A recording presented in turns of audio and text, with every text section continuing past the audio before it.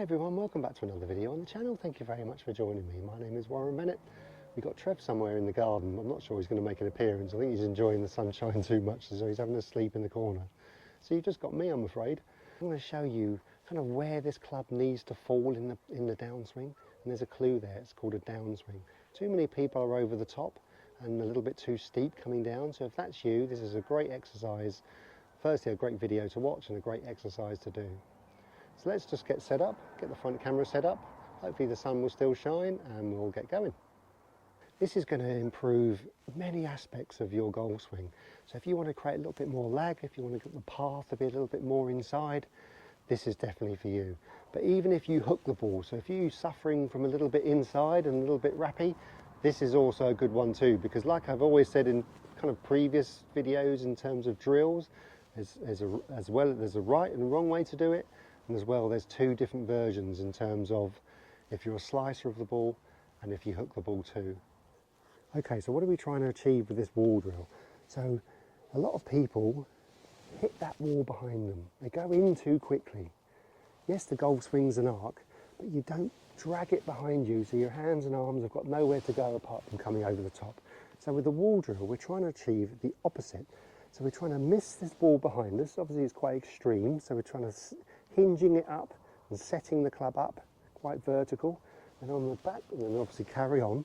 So we're being very steep, trying to miss the wall on the backswing, and then on the downswing we're trying to just drop, so our hands are coming down, but we're trying to drop this club down the wall for as long as possible.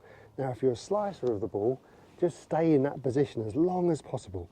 So you can see there, exaggerated obviously, you're really feeling like these wrists are going, as you can see from the behind view, they're flattening out.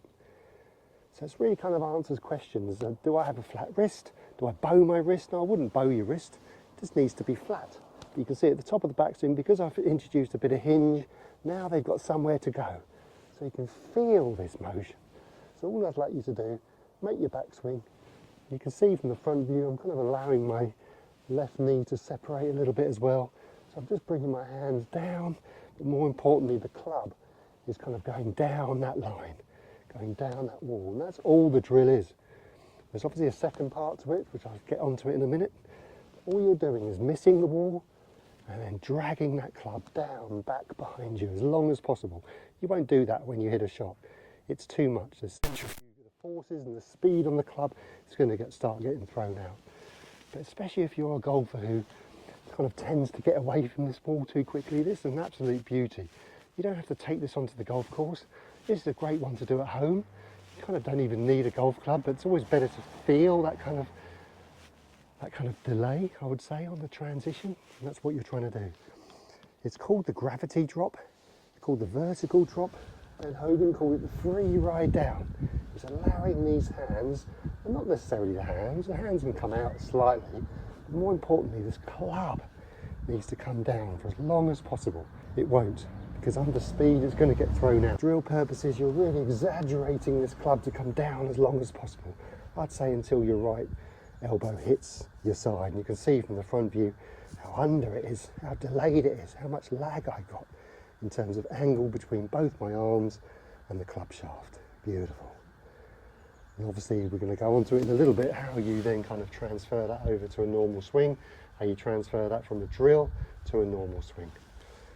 Right, okay, let's just start with clipping a few balls.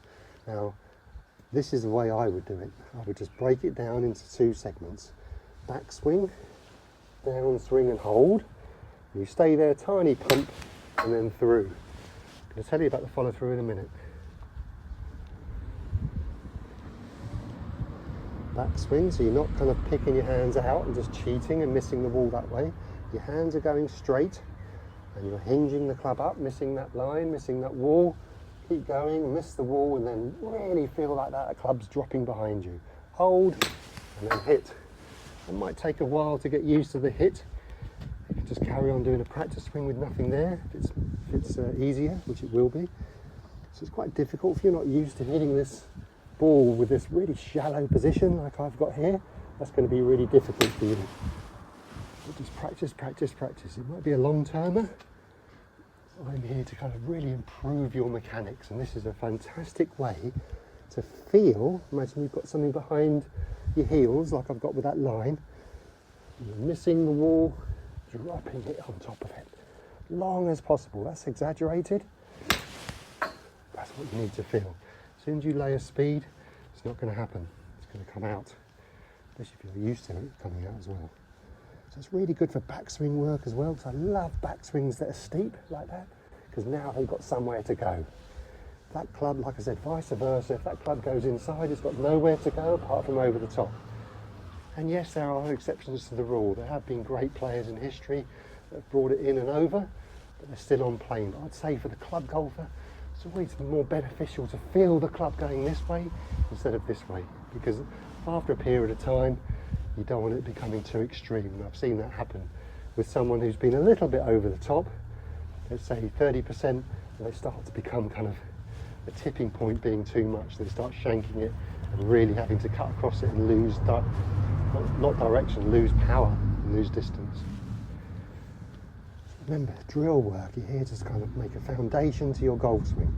So I'll get on to the second phase in a minute, one more. So don't stop, drop it as much as you can. You can see what's happening to my wrists there. I'm kind of flattening my hands out and allowing my arms to drop at the same time. A little bit of weight transference onto my left, and my left knee there you can see.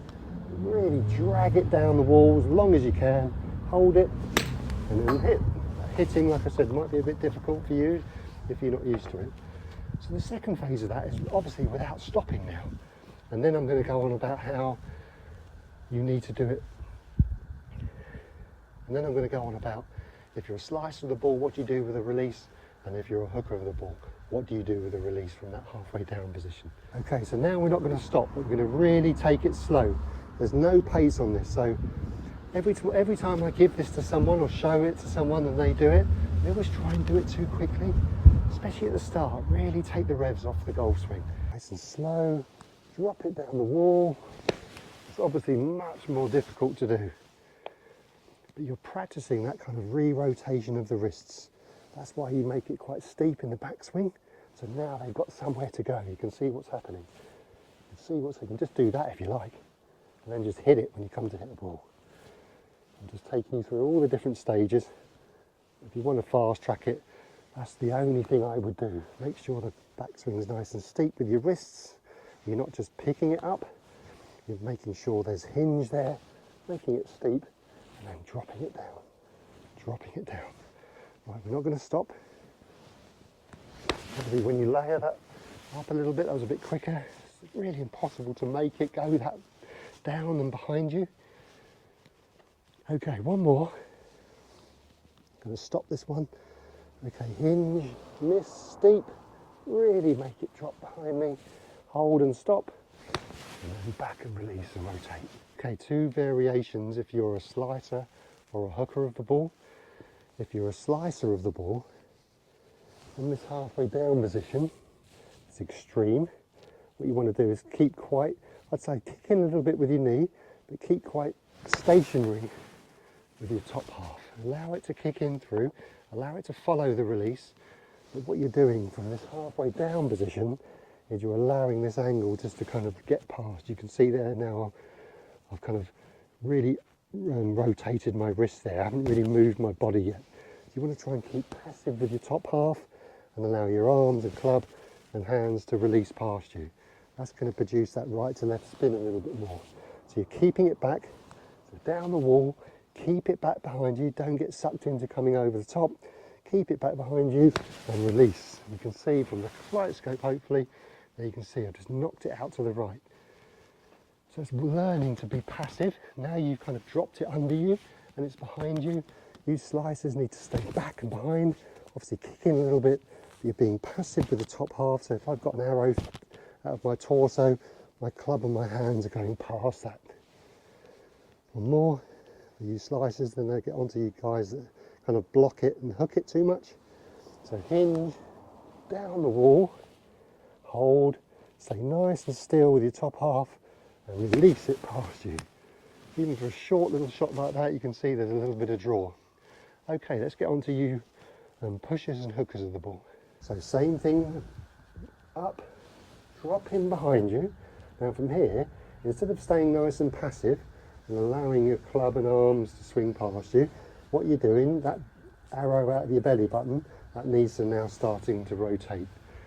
Okay, so what you want to do, you want to take away hand speed, you want to take away release, and what you want to do, you want to release it down the wall with your body. You're taking the hands away from it. You can see there, much straighter shot, albeit you don't really look at the result too much. That's why it's a great exercise to do into a net. Hinge up, drop down the wall, hold, a little bit further, miles too far back behind me, but exaggerating. From here we're going to turn our body, turn our shoulders, and we're going to hit it nice and straight without too much hand motion. Same motion, you can see hinge. If you're struggling with the hinge, you need to get the club going down your fingers a little bit more. You can see from the front camera there. You don't want the club towards the palm of your hands, you want it into your fingers a little bit more, and that gives you a bit more range of motion with your wrists, and that's going to help with that hinge going back. So inside and up, miss the wall, drop it behind you, a few little pumps, and rotate with your body. That might take a little bit getting used to, especially if you're used to staying back and behind it a bit too much. Okay, so remember, these drills are here to you to feel what's going on, and that's repetition. The more you do it, the more you get a sense of what's going on with your hands here. It's obviously a great one to help backswing too. That's going to give you the room for this club and your hands to drop it in the slot a little bit more. So how do you take that onto the golf course straight away? Well, all I would do is trust, and that's a really big one, because you can't really feel this onto the golf course, because like I said, that's like kind of blink and you miss it. You can get a sense of the backswing, kind of feeling like there's a little bit hinge up, and then there's a little drop in, but I would say repetition. And one of my favourite comments is, repetition is the mother of skill. The more you do it, the more it's going to blend into your swing. And I love exercises that kind of just blend in. You don't even have to kind of hit balls. Just work on this backswing and then drop it down as long as you can. It's way too much. You can see it's so far behind me, it's nearly kind of horizontal. I'm allowing this club, I'm not just doing this with my wrists, that's not real life. I'm allowing my hands and arms to drop, right elbow in, and getting my hands flatter. With my right hand open. And from there we're allowing the release to happen, either with your hands or your body. Right, let's see if I can do one with a normal swing.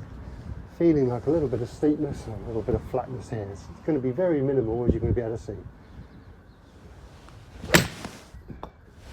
Not pretty nice.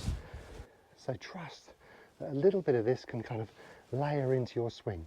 You don't need to be Nick Price here with this big kind of layoff.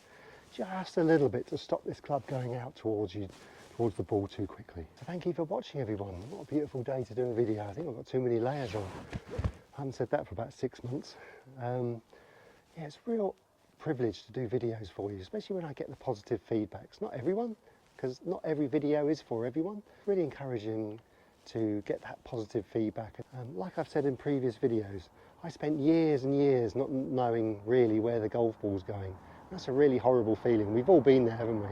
So this is trying to improve your understanding about your golf swing, understanding about the golf swing in general, because this exercise might not be for you right now, but it might help you in the future. I'd love you to do, if you can, is to hit that subscribe button and hit that like button, because that little gesture of doing that to me means a great deal. And that tells YouTube that, hey, the channel's here and we really want to grow this community.